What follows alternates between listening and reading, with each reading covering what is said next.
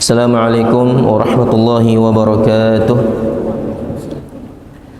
Innal hamdalillah nahmaduhu wa nasta'inuhu wa nastaghfiruh wa na'udzu billahi min shururi anfusina wa min sayyiati a'malina. May yahdihillahu fala mudilla lahu wa may yudlil fala hadiya lahu. Asyhadu an la ilaha illallah wahdahu la syarika lahu wa asyhadu anna Muhammadan 'abduhu wa rasuluh. قال الله تعالى يا أيها الذين آمنوا اتقوا الله حق تقاته ولا تموتن إلا وأنتم مسلمون يا أيها الناس اتقوا ربكم الذي خلقكم من نفس واحدة وخلق منها زوجها وبث منهما رجالا كثيرا ونساء واتقوا الله الذي تساءلون به والأرحام إن الله كان عليكم رقيبا يا أيها الذين آمنوا اتقوا الله وقولوا قولا سديدا يصلح لكم أعمالكم ويغفر لكم ذنوبكم ومن يطع الله ورسوله فقد فاز فوزا عظيما أما بعد فإن أصدق الحديث كتاب الله وخير الهدي هدي محمد صلى الله عليه وسلم وشر الأمور محدثاتها وكل محدثة بدعة wa kullu bid'atin dhalalah wa kullu dhalalatin finnar. Ikhwatal iman yang semoga dirahmati oleh Allah Subhanahu wa taala, kita melanjutkan kembali kaidah di dalam Al-Qur'an, dan insyaallah kita akan masuk kepada kaidah yang ke-10. Kaidah yang ke-10 yang dibawakan oleh Fadilatul Dr.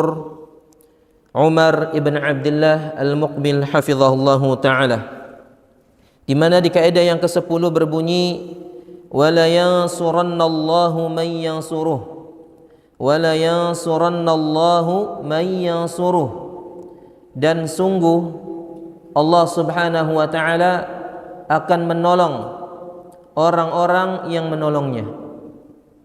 Kaedahnya berbunyi, dan sungguh Allah Subhanahu wa ta'ala akan menolong orang-orang yang menolongnya. Maksudnya adalah menolong agamanya. Karena yang sebagaimana kita fahami bahwa Allah Subhanahu wa ta'ala itu tidak butuh pertolongan, tidak butuh kepada bantuan hamba-hambanya. Tetapi yang dimaksud menolongnya di sini adalah menolong agamanya, memperjuangkan agamanya, sehingga barang siapa yang memperjuangkan dan menegakkan agama Allah Subhanahu wa ta'ala, maka dia pasti akan ditolong oleh Allah Subhanahu wa ta'ala. Sehingga kaidah yang ke-10 ini harus kita ingat baik-baik agar kita semakin bersemangat dalam memperjuangkan syariat-syariat Allah, agar terus kita amalkan syariat-syariat Allah, karena di balik pengamalan syariat Allah Subhanahu wa ta'ala akan datang pertolongan dari Allah Subhanahu wa ta'ala kepada kita. Kita bacakan ayat yang terkait dengan kaidah yang ke-10 ini, di mana kaidah ini tertera di dalam surat Al-Hajj ayat yang ke-40. Namun ayat sebelumnya, ayat ke-39 ini masih berkaitan dengan ayat yang ke-40-nya. Sehingga kita bacakan dari ayat yang ke-39 dari surat Al-Hajj. Allah Subhanahu wa ta'ala berfirman di dalam ayat ini, udzina lilladzina yuqataluna bi annahum zulimu wa innallaha ala nasrihim laqadir. Diizinkan berperang bagi orang-orang yang diperangi dikarenakan mereka dizalimi, dan sesungguhnya Allah Subhanahu wa ta'ala maha mampu untuk menolong mereka. Ayat ini turun menceritakan tentang Nabi kita Muhammad sallallahu alaihi wasallam beserta para sahabatnya tatkala diusir oleh orang-orang kafir di Mekah Al-Mukarramah. Kemudian Rasulullah sallallahu alaihi wasallam hijrah ke Madinah. Kemudian Nabi memiliki pasukan, memiliki kekuatan, maka Allah Subhanahu wa taala mengingatkan akan tentang pengusiran orang-orang kafir kepada kaum muslimin, sehingga Allah Subhanahu wa taala menurunkan ayat ini. Makanya ketika turun ayat ini, Abu Bakar radhiyallahu anhu mengatakan, "Inna lillahi wa inna ilaihi raji'un. Akhraju nabiyahum la yuhlikunna aw la yahlikunna." Beliau mengucapkan kalimat istirja, lalu menjelaskan mereka telah mengeluarkan nabi mereka, maka sungguh mereka akan binasa. Kemudian Allah turunkan ayat ini dan Abu Bakar mengatakan, "Araftu annahu sayakunul qital."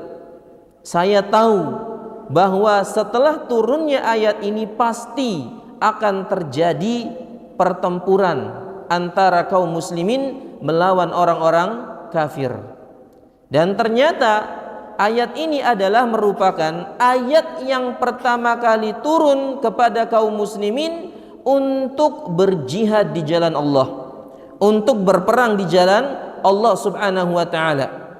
Ya. Dan Allah Subhanahu wa taala menurunkan syariat jihad itu di waktu yang pas, di waktu yang tepat, di waktu di mana kaum muslimin memiliki kekuatan, memiliki pasukan, yaitu tatkala Nabi sallallahu alaihi wasallam hijrah ke kota Madinah. Sebaliknya Allah Subhanahu wa taala tidak menurunkan ayat ini ketika masih ada di Mekah.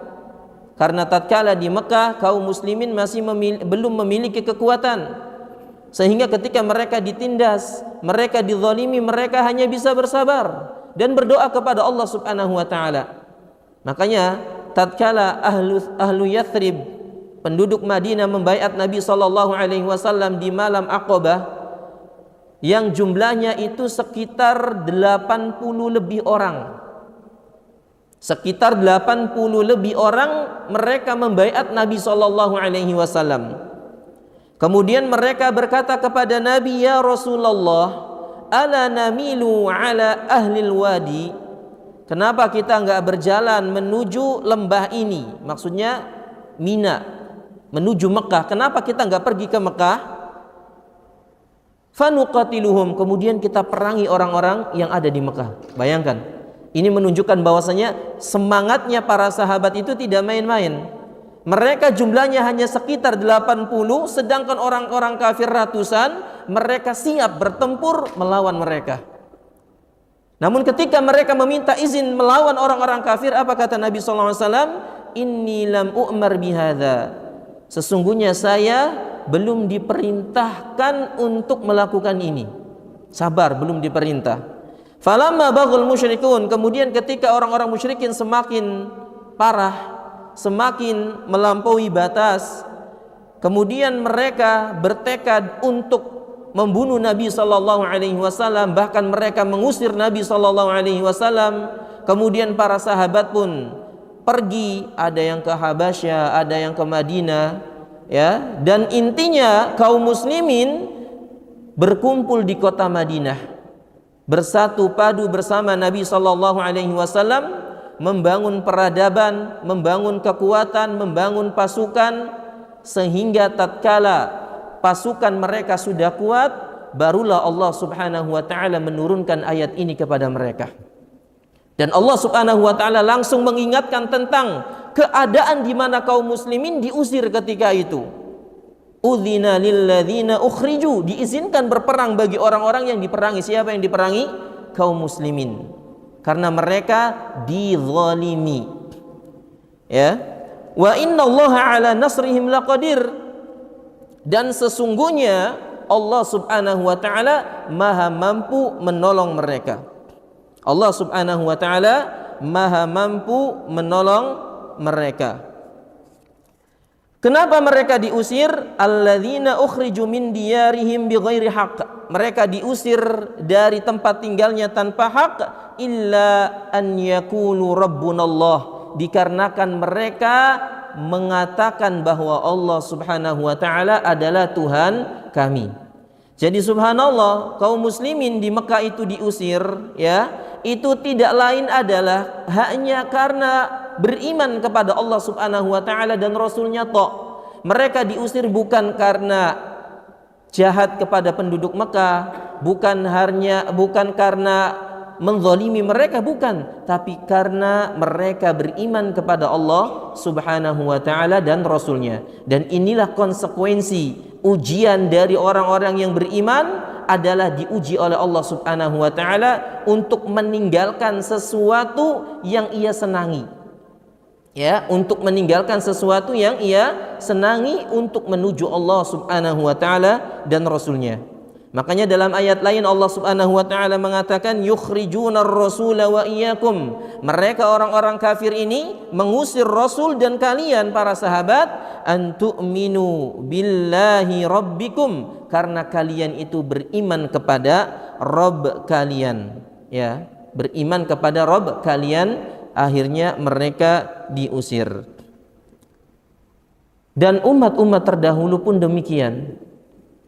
Mereka rela disiksa, mereka rela dibunuh demi mempertahankan iman mereka. Salah satunya adalah kisah Ashabul Ukhdud yang diterangkan oleh Allah Subhanahu wa taala dalam surat Al-Buruj. Bagaimana Ashabul Ukhdud ini mereka dimasukkan ke dalam sebuah parit, kemudian mereka dibakar hidup-hidup, dan totalnya kata Imam Ibnu Katsir itu sekitar 20.000 orang yang mereka ini adalah seorang muslim, seorang mukmin. Ya, walaupun agama mereka Nasara, karena mereka berpegang teguh kepada ajaran Nabi Isa disebut dengan orang mukmin, karena Nabi Muhammad tatkala itu belum turun. Jadi mereka rela dibakar di dalam parit demi mempertahankan agamanya, demi beriman kepada Allah Subhanahu wa taala dan Rasulnya. Demikianlah sifat orang yang beriman itu, akan datang ujian-ujian. Dan ini juga dialami oleh para sahabat-sahabat Nabi tatkala dalam perang Khandaq. Para sahabat mereka menggali parit yang subhanallah, ketika menggali parit ini keadaannya itu sangat menyedihkan. Ya, diterik panas yang begitu menyengat, belum lagi makanan terbatas, belum lagi yang digali ternyata batu, sehingga membuat mereka itu putus asa. Ya, tapi karena mereka yakin bahwasanya ketika mempertahankan atau menolong, berjuang mempertahankan agama Allah, pasti akan datang pertolongan. Sehingga untuk menyemangati diri mereka, mereka mengatakan, Allahumma la anta mahtadaina wa la tasaddaqna wa la salaina. Ya Allah, seandainya bukan karena Engkau, maka niscaya kami ini tidak berada di atas petunjuk. Dan kalau bukan seandainya karena Engkau, kami ini enggak bisa sholat, kami ini enggak bisa sedekah. Fa'anzalan sakinatan alaina wa thabbit aqdama in laqaina. Kata mereka, ya Allah, turunkanlah kepada kami ketenangan, ketentraman dalam hati-hati kami, dan kuatkanlah kaki kami ketika bertemu dengan musuh kami. Idza aradu fitnatan abaina.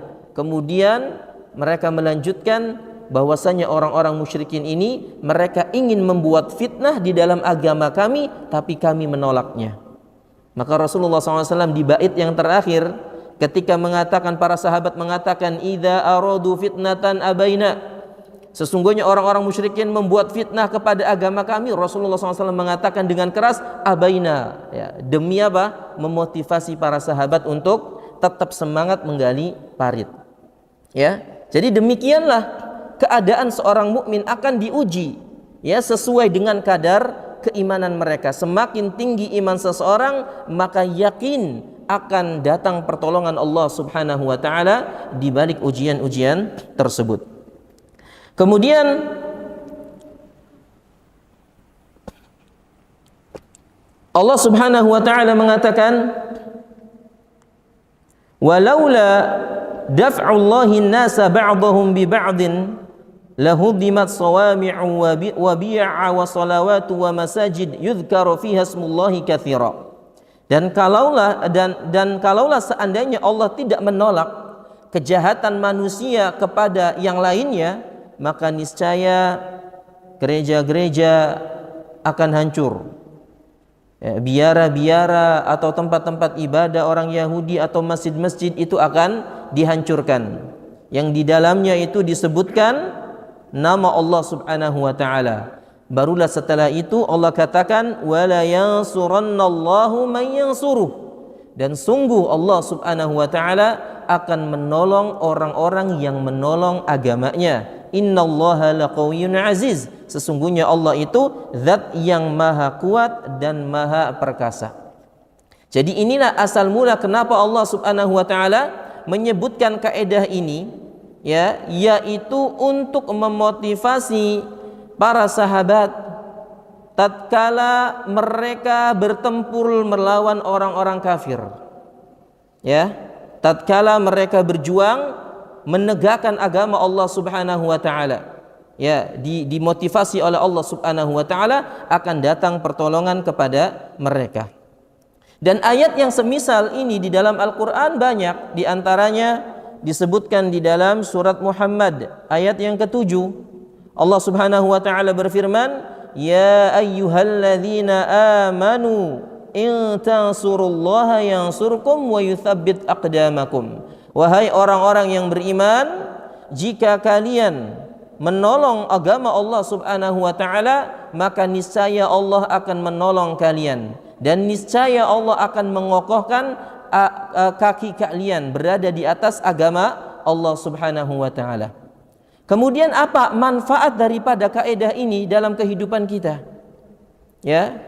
Coba kita renungkan, apa manfaat kaidah ini dalam kehidupan kita? Allah Subhanahu wa taala pasti menolong orang yang menolong agamanya. Maksudnya adalah memperjuangkan agamanya. Berarti apa di situ manfaatnya? Manfaatnya itu adalah kembali untuk kita. Allah Subhanahu wa taala enggak butuh dengan pertolongan kita. Tapi justru apa yang kita lakukan kepada Allah ini manfaatnya kembali kepada kita. Inilah fungsi daripada kaidah ini. Makanya Rasulullah SAW juga bersabda, ihfazillaha yahfazka, ihfazillaha tajidhu tujahak. Jagalah Allah Subhanahu wa taala, niscaya Allah menjagamu. Bagaimana menjaga Allah? Apakah Allah itu butuh penjagaan dari kita? Atau sebaliknya kita ini butuh penjagaan dari Allah? Kemudian Nabi mengatakan, kenapa Allah jagalah Allah, niscaya Allah menjaga kita. Maksudnya adalah menjaga syariat-syariatnya, menjaga batasan-batasannya. Karena fungsi daripada syariat itu adalah untuk mengontrol diri kita. Mana yang boleh kita kerjakan dan mana yang tidak boleh kita kerjakan, itulah fungsi daripada syariat. Maka Nabi SAW berpesan kepada kita, ihfazillaha yahfazka, jagalah batasan-batasan Allah, jagalah syariat-syariat Allah, niscaya Allah menjagamu. Ihfazillaha tajidhu tujahak, jagalah Allah, niscaya engkau dapati Allah itu ada di hadapanmu. Apa maksudnya? Maksudnya adalah jagalah syariat-syariatnya, niscaya pertolongan Allah akan ada di hadapanmu. Demikianlah makna daripada hadis ini. Bahkan disebutkan juga di dalam hadis qudsi, Allah Subhanahu wa taala berfirman, ya ibadi law anna awwalakum wa akhirakum insakum wa jinnakum qamu fi sa'idin wahidin fasa'alu fa'a'taitu kulla insanin mas'alatahu. Kata Allah, wahai hamba-hambaku, seandainya orang yang pertama kali dan sampai akhir di antara kalian, baik dari kalangan jin ataupun dari kalangan manusia, semuanya berkumpul di satu tempat. Bayangkan, seluruh makhluk berkumpul di satu tempat. Kemudian mereka secara bersamaan meminta kepada Allah Subhanahu wa taala. Maka kata Allah Subhanahu wa taala, aku mampu mengabulkan doa kalian seluruhnya. Di waktu yang sama, di tempat yang sama, Allah mampu mengabulkan hajat-hajat makhluknya. Kemudian setelah itu Allah katakan, ma naqasa dzalika mimman indi. Dan jika itu terjadi, aku kabulkan seluruh hajat-hajat kalian dalam satu waktu, dalam satu tempat, itu tidak mengurangi sama sekali kekuasaan yang ada padaku. Subhanallah. Jadi di sini menunjukkan betapa luasnya kekuasaan Allah Subhanahu wa taala. Ya, semua digambarkan, semua makhluk itu meminta kepada Allah dikasih. Itu enggak bakal mengurangi sedikit apapun yang ada di sisi Allah. Kama yanqusul mikhyatu idza udkhilal bahr. Lalu Allah mengabarkan ibarat sebuah jarum, ya, sebuah jarum dicelupkan ke dalam samudra, kira-kira berpengaruh enggak dengan air tersebut? Ada jarum kecil nih, dicemplungkan ke lautan yang begitu luas, cemplung. Apakah akan mengurangi volume air di samudra tersebut? Jawabannya tidak. Demikianlah gambaran kekayaan Allah, kekuasaan Allah Subhanahu wa taala, enggak bakal mengurangi sedikit pun apa yang diminta oleh hambanya. Ini menunjukkan bahwa Allah itu adalah zat yang maha kaya. Maka mintalah hajat-hajat kita hanya kepada Allah. Jangan minta kepada selain Allah Subhanahu wa taala. Karena selain Allah Subhanahu wa taala itu adalah makhluk, dan sifat makhluk yang harus kita fahami adalah lemah. Berbeda dengan Allah Subhanahu wa taala Al-Ghani, zat yang maha kaya yang tidak butuh kepada siapapun. Kemudian Allah Subhanahu wa taala melanjutkan, innama hiya a'malukum uhsiha lakum thumma uwaffikum iyah. Kemudian kata Allah Azza wa Jalla, wahai hamba-hambaku, sesungguhnya aku hanya mencatat amalan-amalan kalian. Artinya di sini Allah tidak butuh dengan amalan manusia. Allah hanya mencatat amalan-amalan kalian, kemudian setelah itu Allah akan membalas setiap amalan yang kalian lakukan. Udah itu aja. Faman wajada khairan falyahmadillah. Siapa yang ia dapati catatannya berupa kebaikan-kebaikan, maka pujilah Allah. Wa man wajada ghaira dzalika falyahmadillah. Faman wajada ghaira dzalika fala yalumanna illa nafsah. Dan barang siapa yang mendapati catatannya selain kebaikan, maka jangan menyalahkan siapapun kecuali dirinya sendiri. Nah, intinya dalam hadis ini disebutkan bahwasanya Allah Azza wa Jalla tidak butuh dengan amalan kita. Allah tidak butuh dengan ketakwaan kita. Allah tidak butuh dengan amal soleh kita. Bahkan Allah tidak butuh dengan maksiat kita. Seandainya kita ini mau maksiat, mau rajin, itu nggak bakal berpengaruh kepada Allah Subhanahu wa taala. Tapi pengaruhnya kepada siapa? Kepada diri kita sendiri. Nah, inilah makna daripada kaidah ini. Atau dalam ayat lain juga, misalnya Allah Azza wa Jalla berfirman, in tuqridullaha qardan hasana yudha'ifhu lakum wa yaghfir lakum. Seandainya kalian itu meminjamkan kepada Allah dengan sebuah pinjaman yang baik, ya, di sini Allah memberikan perumpamaan, seandainya kalian manusia meminjamkan sesuatu kepada Allah dengan pinjaman yang baik, jadi seakan-akan makhluklah yang memberikan kebaikan kepada Allah. Tapi setelah itu apa kata Allah? Yudha'ifhu lakum. Maka Allah melipat gandakan kebaikan yang kalian berikan kepada Allah. Wa yaghfir lakum, dan Allah mengampuni kalian. Ya. Jadi bukan berarti kita berbuat baik kepada Allah, Allah butuh kebaikan kita, tidak. Tapi justru dengan kebaikan yang kita lakukan, Allah balas kebaikan kita dengan ampunan dan dengan pahala-pahala yang berlipat. Dan masih banyak contoh-contoh ayat yang berkaitan tentang kaidah seperti ini, yang tujuannya sekali lagi bahwa ayat-ayat yang seperti itu tidak lain adalah motivasi dari Allah Subhanahu wa taala agar kita terus berjuang, agar kita terus bersabar menegakkan syariat Allah Subhanahu wa taala sampai kita diwafatkan oleh Allah Subhanahu wa taala. Itulah makna daripada ayat atau kaidah yang ke-10 ini, wala yansurannallahu man yansuruh, dan sungguh Allah menolong orang-orang yang menolong agamanya. Dan tentunya ikhwah yang semoga dirahmati Allah Subhanahu wa taala, di balik perjuangan kita menegakkan agama Allah Subhanahu wa taala itu sekali lagi pasti banyak cobaan, pasti banyak ujiannya. Namun di balik ujian tersebut kita dituntut untuk bersabar. Ya, dituntut untuk bersabar dan tetap berada di atas syariat Allah Subhanahu wa taala dan Rasulnya.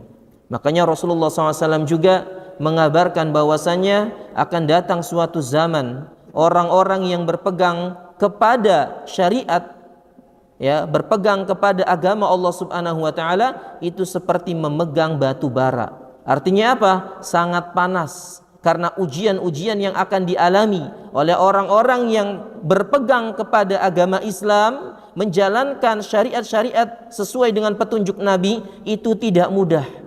Itu tidak mudah, akan datang berbagai macam ujian. Tapi jangan mundur, jangan dilepas, tetap bertahan di atas syariat tersebut. Kemudian di ayat selanjutnya Allah Subhanahu wa taala mengatakan, alladzina immakkannahum fil ardi aqamus salata wa atawuz zakata wa amaru bil ma'rufi wa nahaw 'anil munkar walillahi 'aqibatul umur. Dan orang-orang yang diberikan kedudukan, ya, oleh Allah Subhanahu wa taala, kemudian mereka menegakkan salat. Nah, di sini di antara contoh yang dikabarkan oleh Allah bagaimana kita berjuang menolong agama Allah Subhanahu wa taala adalah dengan menegakkan salat, adalah dengan membayar zakat, adalah dengan menebarkan kebaikan, adalah dengan mencegah kemungkaran, ya. Walillahi 'aqibatul umur, dan akhir yang baik hanya ada di tangan Allah Subhanahu wa taala. Penulis menjelaskan terkait tentang ayat yang kita baca dalam surat Al-Hajj ayat 40 dan 41 ini, kata beliau, wa fi hatainil ayatainil karimatain, dan di dalam dua ayat yang mulia ini, kata beliau, wa'adallahu bin nasri man yansuru wa'dan muaqqidan bi muaqqidatil lafdiyah wal ma'niyah wa ma'nawiyah. Di dalam ayat ini, kata beliau, terkandung dua penekanan bahwa Allah Subhanahu wa taala pasti akan menolong orang-orang yang menolong agamanya.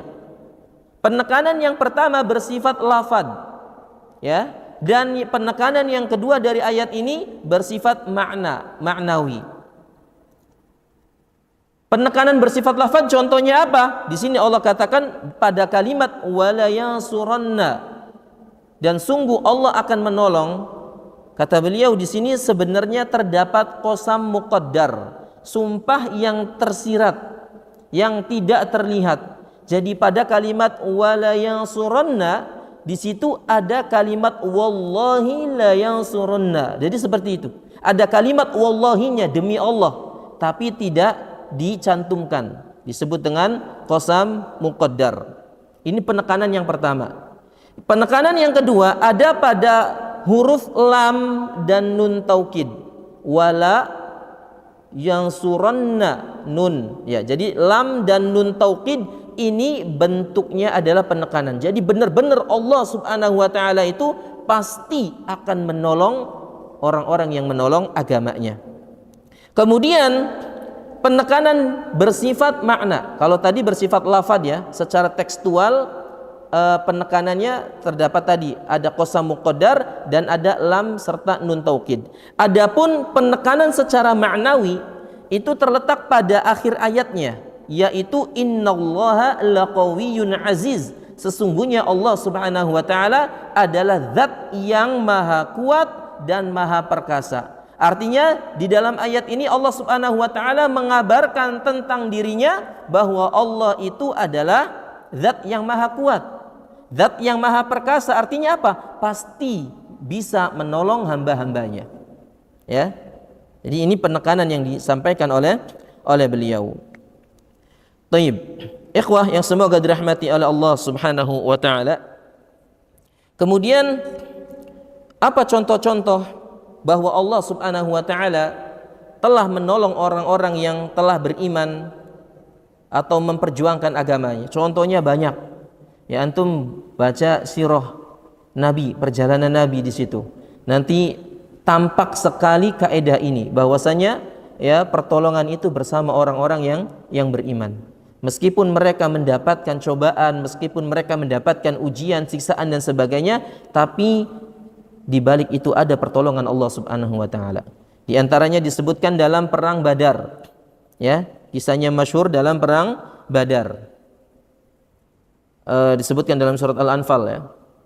Di antaranya kata Allah Subhanahu wa taala, "Wa atii'ullaha war rasulahu wa la tanaza'u fatafshalu wa tadhhabu rihukum wasbiru innallaha ma'as sabirin." Kata Allah, dan taatilah Allah serta taatilah Rasulnya, dan janganlah kalian berbantah-bantah ya, fatafshalu wa tadhhabu rihukum, sehingga membuat kalian gentar dan hilang kekuatan kalian. Tetapi bersabarlah, sesungguhnya Allah Subhanahu wa taala bersama orang-orang yang bersabar. Wala takunu kalladzina kharaju min diyarihim batara wa ria'an nas wa ria'an nasi wa yasudduna an sabilillah wallahu bima ya'maluna muhit. Dan jangan kalian seperti orang-orang yang keluar dari tempat mereka dengan cara yang sombong, dengan cara yang angkuh, dengan cara yang riya, dengan cara menghalangi manusia ke jalan Allah Subhanahu wa taala. Siapa mereka? Orang-orang kafir. Jangan kalian seperti mereka. Wallahu bima ya'maluna muhit. Sesungguhnya ilmu Allah meliputi apa yang mereka lakukan. Ya. Jadi dalam ayat ini Allah Subhanahu wa taala menyebutkan tentang sebab kenapa orang-orang atau sahabat yang ikut dalam perang Badar itu dimenangkan oleh Allah, tidak lain adalah karena sabar di atas keimanan. Sabar di atas keimanan. Ya. Oke, sabar di atas keimanan. Makanya Rasulullah SAW dalam perang Badar di antara doanya, ya, begitu doa yang sangat genting. Kata Nabi SAW, "In tuhlik hadhil isabah lam tu'bad abadan." Ya Allah, seandainya engkau tidak memenangkan kelompok yang kecil ini, ya, karena pasukan kaum muslimin sekitar 300 melawan 1000 lebih. Jika engkau memusnahkan ini, kelompok ini, maka engkau tidak akan disembah selama-lamanya. Sampai segitunya Nabi SAW memohon kepada Allah. Tapi karena iman mereka begitu kuat kepada Allah, tawakal mereka begitu kuat kepada Allah, mereka jauh dari kemaksiatan, mereka begitu taat kepada Nabi SAW, maka dengan sebab itulah Allah memberikan kemenangan kepada mereka. Bukan karena pedang-pedang mereka, bukan karena kekuatan mereka, tapi karena keimanan mereka kepada Allah Subhanahu wa taala dan Rasulnya. Dan inilah sebab kenapa mereka dimenangkan oleh Allah Subhanahu wa taala. Dan ini terjadi berulang-ulang kepada kaum muslimin, di mana Allah memenangkan mereka yang secara kasat mata melawan orang kafir itu sulit untuk menang. Karena pasti kaum muslimin jumlahnya lebih sedikit, sedangkan orang-orang kafir mereka jumlahnya sangat banyak. Secara logika sulit menang, tapi kok bisa menang? Karena iman mereka. Karena iman mereka kepada Allah Subhanahu wa taala. Taib. Makanya Rasulullah SAW juga mengabarkan dalam sebuah hadis. Jadi ini tentang pentingnya ketakwaan seseorang itu mempengaruhi kejayaan suatu kaum. Ketakwaan seseorang itu akan mempengaruhi kebaikan terhadap dirinya. Atau ketakwaan suatu kaum itu akan memberikan pengaruh kepada negerinya. Makanya Rasulullah SAW bersabda, "Idza tabaya'tum bil 'ainah wa akhadtum adnabal baqar wa raditum biz zar' wa taraktumul jihad sallatallahu alaikum dhullan la yanzi'uhu syai'un hatta tarji'u ila dinikum."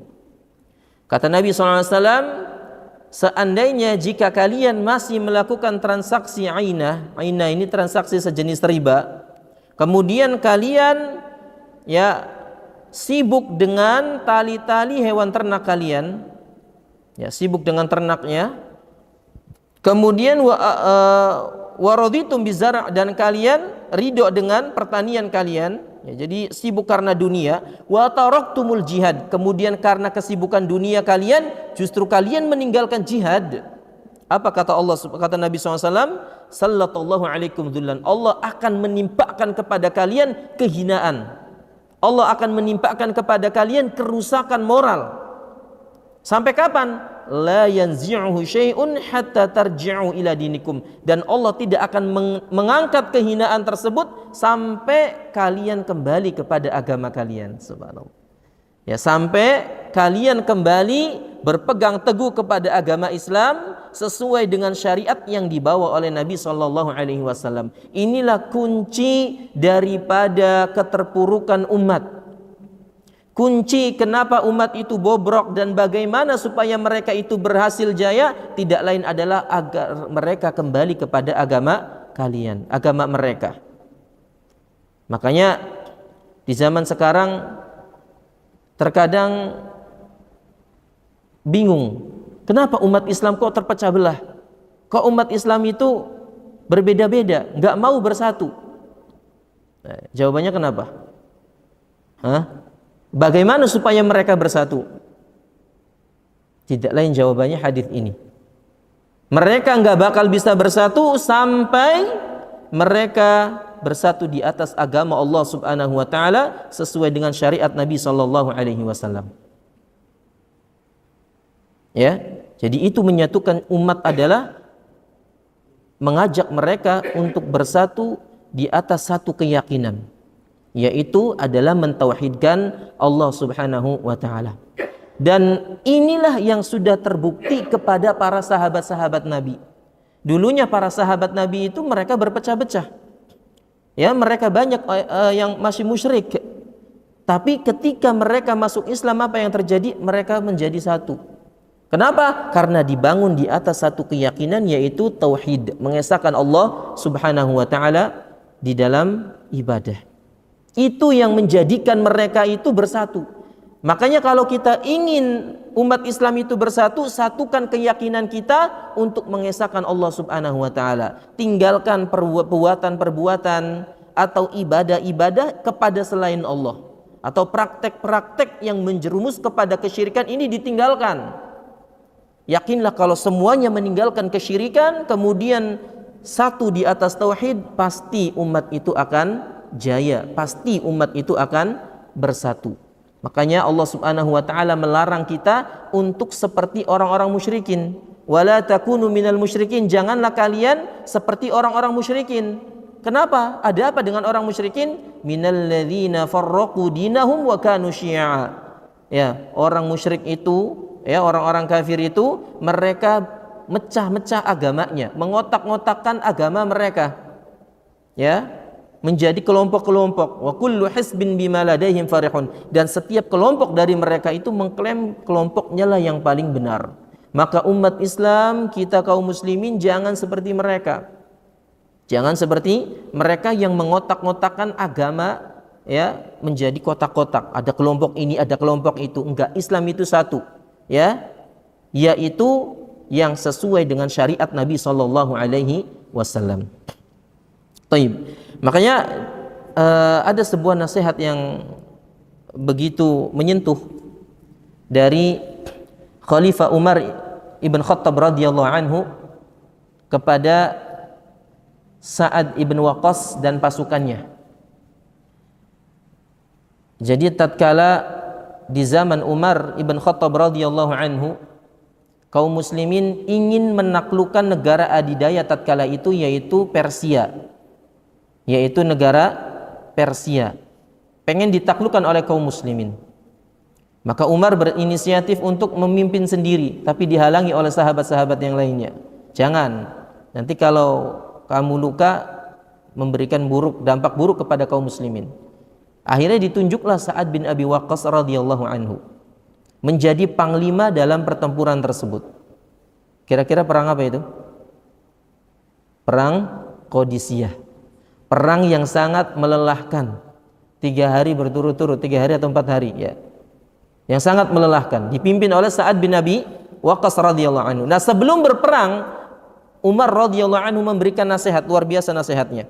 Kata Umar, fa inni amuruka wa man ma'aka minal ajnadi bidaqwallahi ala kulli halin.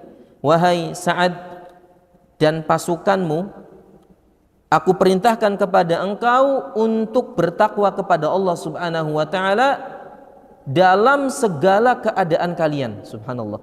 Nasihat yang pertama kali disampaikan oleh Umar kepada pasukan yang akan berperang adalah bertakwa kepada Allah Subhanahu wa taala. Dalam keadaan apapun bertakwa, menang kalah bertakwa kepada Allah Subhanahu wa taala. Fa inna taqwallahi afdalul 'udda 'alal 'adu. Karena bertakwa kepada Allah itu adalah sebaik-baik persiapan melawan musuh. Wa aqwal maqidati fil harb, dan sebaik-baik strategi dalam berperang adalah bertakwa kepada Allah Subhanahu wa taala. Wa amuruka wa man ma'aka an takunu ashaddu ihtirasan minal ma'asi minkum min aduwikum. Dan aku berpesan kepada kalian yang akan berperang agar kalian berhati-hati terhadap maksiat. Bahkan kehati-hatian kalian terhadap maksiat harus kalian lebih daripada kalian takut kepada musuh kalian. Jadi subhanallah, yang dikhawatirkan Umar ini dari kalangan para sahabat pasukan ini adalah maksiat, bukan musuh. Kemudian fa inna dzunuba jais akhwafu alaihi min aduwihim. Karena sesungguhnya dosa pasukan itu lebih mengkhawatirkan, lebih berbahaya daripada musuh. Kenapa? Karena maksiat ini mengundang murka Allah. Karena maksiat itu adalah mengundang murka Allah Subhanahu wa taala, dan kemenangan itu siapa yang ngasih? Allah Subhanahu wa taala. Jadi Umar itu sangat takut pasukannya ini bermaksiat kepada Allah. Kenapa? Karena Umar sadar betul bahwa kemenangan itu datang dari Allah Subhanahu wa taala. Makanya beliau berpesan demikian. Kemudian kata beliau, wa innama yunsarul muslimuna bima'siyati aduwihim. Dan ketahuilah bahwasanya kaum muslimin itu menang kenapa? Karena maksiat yang dilakukan oleh musuh-musuh kalian. Jadi kalian gak bermaksiat sedangkan musuh kalian bermaksiat, itulah yang menyebabkan kalian menang. Yang seandainya musuh kalian bermaksiat kemudian kalian bermaksiat, maka sama saja kalian seperti mereka. Kemudian walaula dzalika lam takun lana biquwah. Kalau tidak ada ketakwaan kepada Allah maka kita tidak memiliki kekuatan. Lianna adadana laisa ka'adadihim. Karena kata Umar, jumlah kita enggak seperti jumlah mereka yang berkali-kali lipat. Wala uddatana ka'uddatihim, dan persiapan kita, senjata kita itu tidak seperti senjata dan persiapan mereka yang lebih daripada kita. Fa inastawaina fil ma'siyah kana lahum fadlu alaina fi quwwah. Dan kalau seandainya kita sama seperti mereka, sama-sama bermaksiat, maka tidak ada keistimewaan bagi kita. Yang ada pembedanya adalah mereka jumlahnya lebih banyak, kita lebih sedikit dari mereka. Itu saja. Wa illa nunsaru alaihim bi fadlina. Dan sesungguhnya kami dimenangkan oleh Allah Subhanahu wa taala atas keutamaan tadi, yaitu ketakwaan kepada Allah. Fa'lamu anna 'alaikum fi siyarikum hafazatan minallahi ya'lamuna ma taf'alun. Ketahuilah, kata Umar, wahai Sa'ad dan pasukannya, ketika kalian berjalan berjihad melawan musuh, sesungguhnya di tengah-tengah kalian ada hafazah, ada para malaikat yang mengetahui setiap apa yang kalian lakukan di medan pertempuran. Malaikat mencatatnya, malaikat mengawasinya. Fastahyu minhum, maka malulah kepada mereka, para malaikat. Kalian dilihat oleh malaikat, malu kalau bermaksiat. Wala ta'malu bima'asillah wa antum fi sabilillah. Dan janganlah kalian bermaksiat sedangkan kalian sedang berjihad di jalan Allah. Wala taqulu anna udwana syarrun minna. Dan jangan pula juga kalian beranggapan bermaksiat sedikit enggak apa-apa, orang musuhnya itu lebih parah dari kita. Jangan seperti itu. Falan yusallatu alaina, karena bisa jadi kaum yang buruk itu dikuasai, dijajah oleh kaum yang lebih buruk. Lalu beliau mengatakan farubba qaumin sullita alaihim syarrun minhum. Bisa jadi suatu kaum yang buruk itu dijajah oleh kaum yang lebih buruk. Sehingga jangan pernah kalian beranggapan bahwasanya enggak apa-apa maksiat sedikit, orang musuh kita lebih parah maksiatnya. Jangan seperti itu. Ya, karena ada orang-orang, ada kaum yang mereka melakukan keburukan kemudian dijajah, dikuasai oleh kaum yang lebih buruk dari mereka. Seperti beliau menyebutkan kisah tentang Bani Israel yang mereka dijajah, mereka dikuasai oleh orang-orang Majusi. Mereka sempat ditindas oleh orang-orang Majusi penyembah api. Ya. Kenapa? Orang Bani Israel mereka bermaksiat kepada Allah.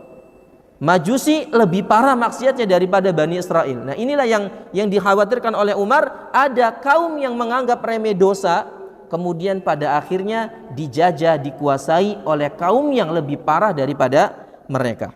Nah, intinya di sini dari nasihat yang beliau disampaikan, ikhwah yang semoga dirahmati oleh Allah, adalah tentang bagaimana kita menjaga ketakwaan kita kepada Allah.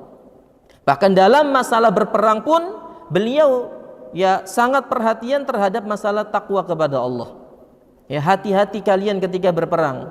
Yang beliau ucapkan pertama kali itu bukan tentang kamu harus strateginya begini, kamu harus begini, bukan, tapi justru menanamkan sifat takwa kepada sahabat-sahabatnya. Karena dengan ketakwaan inilah mereka bisa dimenangkan oleh Allah Subhanahu wa taala. Makanya penulis hafizahullah taala ditanya tentang sebuah pertanyaan.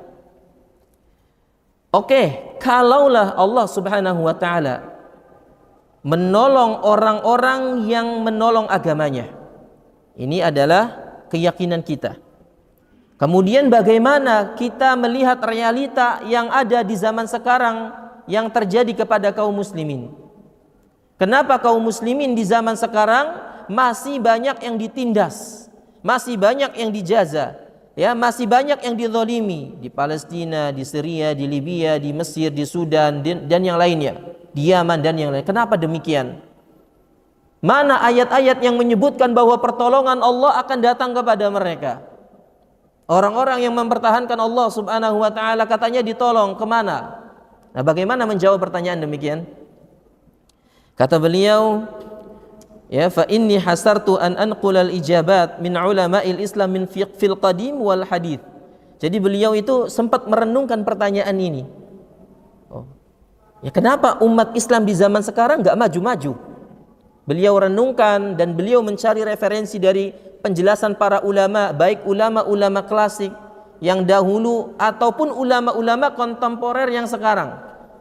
Kemudian beliau mengatakan wa min nawahi mutafarriqah, dan aku dapati sudut pandang mereka berbeda-beda, ya, dari barat dan timur. Linara kaifa yanzuru haula'il ulama ila da'i wa dawa. Ya, kita melihat bagaimana sudut pandang para ulama menjawab pertanyaan tadi. Kenapa umat Islam zaman sekarang enggak ditolong-tolong oleh Allah? Kemudian beliau dapati beberapa maqalah, ucapan-ucapan para ulama, di antaranya adalah ucapan Imam Al-Qurtubi, seorang ulama yang wafat pada tahun 671 Hijriah. Ya, 671 Hijriah, berarti ulama qadim ini, ulama terdahulu, klasik. Beliau mengatakan ketika menjawab pertanyaan ini, hakadha yajibu alaina nahnu an naf'al. Demikianlah kewajiban kita adalah bertakwa kepada Allah Subhanahu wa taala. Lakin al-a'malul qabihah wa niyat al-fasidah mana'at min dzalika hatta yankasir al-'adadul kabiru minna. Subhanallah. Kata beliau, ya, bahwasanya amalan yang buruk, niat-niat yang rusak, inilah yang menghalangi kaum muslimin mendapatkan kemenangan.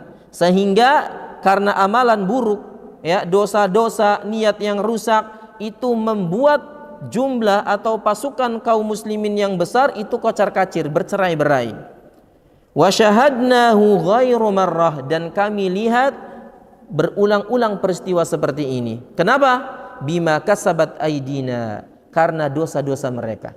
Jadi kesimpulan kata Imam Al-Qurtubi, kenapa umat Islam sekarang itu enggak menang-menang, terus dijajah? Karena dosa-dosa kaum muslimin. Karena dosa-dosa kaum muslimin kepada Allah Subhanahu wa taala.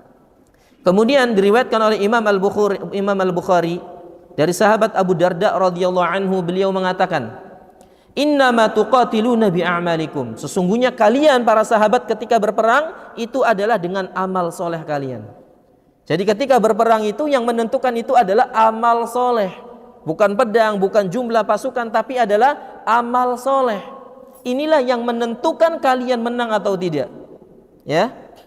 Kemudian Rasulullah SAW juga mengatakan, hal turzaquna wa tunsaruna illa bidu'afaikum. Kata Nabi SAW, kalian diberikan nikmat, kalian diberikan kemenangan, itu tidak lain adalah karena orang-orang lemah di antara kalian. Orang-orang lemah di antara kalianlah yang menyebabkan kalian itu menang. Apa maksudnya? Dikatakan oleh Imam Ibnu Battal bahwa maksud orang-orang yang lemah di sini adalah orang-orang lemah dari kaum muslimin, ya, baik yang sakit ataupun yang tertindas, yang terzalimi dan yang lainnya. Mereka berdoa dengan penuh keikhlasan. Mereka beribadah, mereka berdoa dengan penuh kekhusyuan. Dan mereka adalah orang-orang yang hatinya itu jauh dari perkara dunia. Sehingga ketika mereka memohon kemenangan kepada Allah Subhanahu wa taala dalam pertempuran, meskipun kondisi mereka lemah, justru mereka adalah menjadi penyebab menangnya pasukan kaum muslimin. Karena apa? Karena doa mereka kepada Allah lebih dekat kepada keikhlasan. Kemudian beliau mengatakan, fal a'malul fasidah, adapun amal-amal yang buruk, yang rusak, wa du'afaul muhmilun, kemudian orang-orang yang lemah di antara mereka terlupakan, wa sabru qalil, kemudian kesabaran yang sedikit, wal i'timadu dhaif, tawakal kepada Allah itu lemah, wa taqwa az-zailah, ketakwaannya hilang. Inilah yang menjadikan penyebab mereka itu enggak menang-menang. Ya, yang menjadikan penyebab mereka itu enggak menang-menang adalah apa? Adalah tadi, ya, dosa-dosa mereka, perbuatan buruk mereka, enggak ada tawakalnya, orang lemah dilupakan, ya. Tawakal kepada Allah sangat sedikit dan sebagainya. Berbeda dengan sahabat-sahabat yang disebutkan dalam Al-Quran tentang kemenangan mereka yang dihasilkan karena iman mereka. Karena mereka adalah orang yang bersabar, mereka adalah orang yang kuat imannya, orang yang paling bertakwa kepada Allah Subhanahu wa taala, dan demikianlah. Sehingga Allah Azza wa Jalla menjadikan kemenangan ada pada mereka. Lalu beliau mengatakan, fa hadhihi asbabun nasr wa surutuhu. Dan inilah sebab kenapa orang-orang terdahulu itu dimenangkan, ya. Sedangkan kata beliau, di zaman sekarang itu sebab ini enggak ada. Sebab yang ada pada orang-orang terdahulu itu di zaman sekarang tidak ada. Ghairu maujudatin fina, enggak ada pada kita. Fa inna lillahi wa inna ilaihi raji'un ala ma asabana. Ya, kemudian beliau mengatakan, ya, kalimat istirja, ya, ini adalah musibah yang menimpa kami. Bal lam yabqa minal islami illa dzikruh. Kata beliau bahwasanya tidak ada yang tersisa dari Islam kecuali hanya penyebutannya saja, disebut-sebut saja. Itu beliau katakan di zamannya, ya, di tahun 600-an tadi. Wala minad dini illa rasmuh, dan tidak ada yang tersisa dari agama ini kecuali hanya tulisan-tulisan saja. Lidzuhuril fasad, dikarenakan kerusakan semakin tampak, semakin banyak. Wali kasratit tughyan, kemudian juga karena saking banyaknya kezaliman. Wali waqillatir rasyad, dan saking sedikitnya petunjuk. Hatta staulal adu syarqan wa gharban, barran wa bahran, sampai pada akhirnya musuh menguasai dari barat timur, laut dan darat. Itu dikuasai oleh musuh. Kenapa? Karena saking besarnya fitnah. Wala asima illa man rahim, dan tidak ada yang selamat kecuali orang-orang yang dirahmati oleh Allah Subhanahu wa taala. Jadi ini penjelasan dari Imam Al-Qurtubi terkait tentang kenapa umat Islam di zaman sekarang semakin terpuruk, enggak maju-maju. Padahal di dalam banyak Al-Qur'an Allah terangkan pertolongan ada bersama orang-orang yang menolong agamanya. Ya, ternyata sebabnya apa? Dosa mereka. Baik, masih banyak perkataan, nanti insya Allah kita lanjutkan di pertemuan yang akan datang biidnillahi ta'ala. Ada perkataan Syekhul Islam Ibnu Taimiyah, ada perkataan Syekh Muhammad Rasyid Ridha, pun juga ada perkataan Syekh daripada guru Syekh Muhammad bin Shalih Al-Utsaimin, yaitu Syekh As-Sa'di rahimahullahu ta'ala, ya. Kita cukupkan sampai di sini, kurang lebihnya mohon maaf, dan mudah-mudahan apa yang kita sampaikan ini bisa menjadi semangat bagi kita untuk semakin meningkatkan iman kita kepada Allah, menjadikan kita semakin semangat untuk memperjuangkan syariat Allah Subhanahu wa taala, semakin semangat untuk menghidupkan sunnah-sunnah Nabi sallallahu alaihi wasallam, di mana orang-orang itu sudah banyak yang mulai sedikit yang menghidupkan sunnah-sunnah Nabi sallallahu alaihi wasallam. Ya, dan yakinlah ketika kita menghadapi ujian, di balik ujian tersebut ada pertolongan Allah. Fa inna ma'al usri yusra. Sesungguhnya di balik kesulitan pasti akan ada kemudahan. Wallahu a'lamu bishawab. Subhanakallahumma wa bihamdika asyhadu an la ilaha illa anta astaghfirullah wa atubu ilaik. Assalamualaikum warahmatullahi wabarakatuh.